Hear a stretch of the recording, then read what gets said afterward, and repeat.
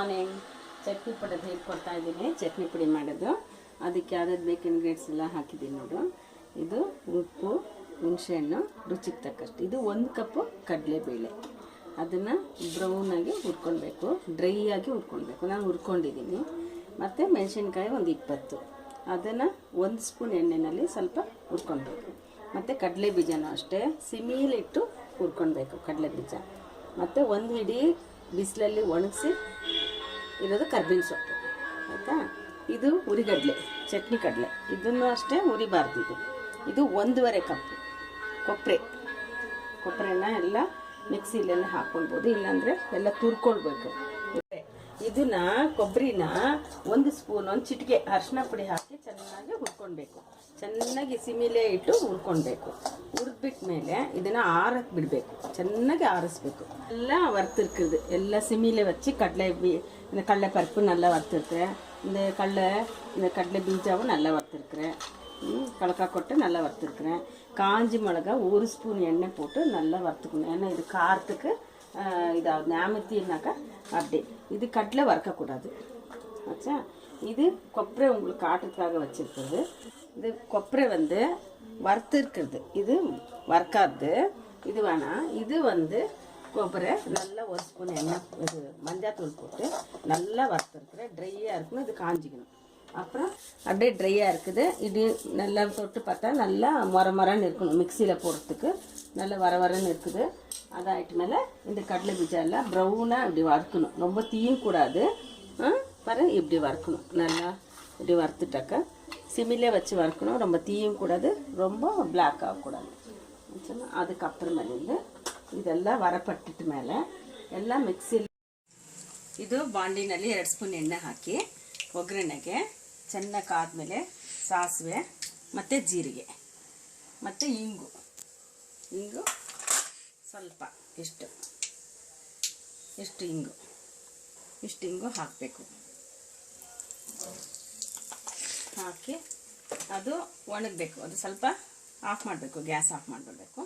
ಆ ನಂತರ ಒಂದೊಂದಾಗಿ ಹುರ್ಕೊಳ್ಬೇಕು. ಅದು ಹುರಿಗಡಲೆ ಹಾಕಿದೆ, ಮತ್ತು ಈಗ ಕಡಲೆ ಹಾಕಿದೆ. ಅದನ್ನು ಮಿಕ್ಸಿನಲ್ಲಿ ಮಾಡ್ಕೊಳ್ಳೋದು.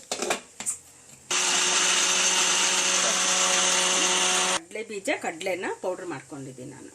ಅದು ನೋಡಬೇಕು ಎಷ್ಟಾಗಿದೆ ಅಂತ. ಇಷ್ಟು ಪೌಡ್ರ್ ಆಗಿದ ತಕ್ಷಣ ಅದನ್ನು ಒಂದು ಮಿಕ್ಸಿ ಒಂದು ಅದು ಬೇಸನ್ಗೆ ಹಾಕೋಬೇಕು. ಯಾಕಂದರೆ ಕಲಿಸ್ಬೇಕಲ್ಲ, ಅದಕ್ಕೋಸ್ಕರ ಇದನ್ನು ಅದೇ. ಯಾಕಂದರೆ ಇದು ಬೇಗ ಆಗುತ್ತೆ. ಕಡಲೆ ಬೀಜ ಮತ್ತು ಕಡಲೆ ಉರಿಬಾರ್ದು, ಕಡಲೆ ಬೀಜ ಮಾತ್ರ ಹುರ್ಕೊಳ್ಬೇಕು. ಅದಾದಮೇಲೆ ಕಡಲೆಬೇಳೆ ಮತ್ತು ಇದು ಮೆಣಸಿನಕಾಯಿ ಎಣ್ಣೆಯಲ್ಲಿ ಹುರಿದಿರೋದು. ಹಾಗೆ ಹುರಿದ್ರೆ ಖಾರ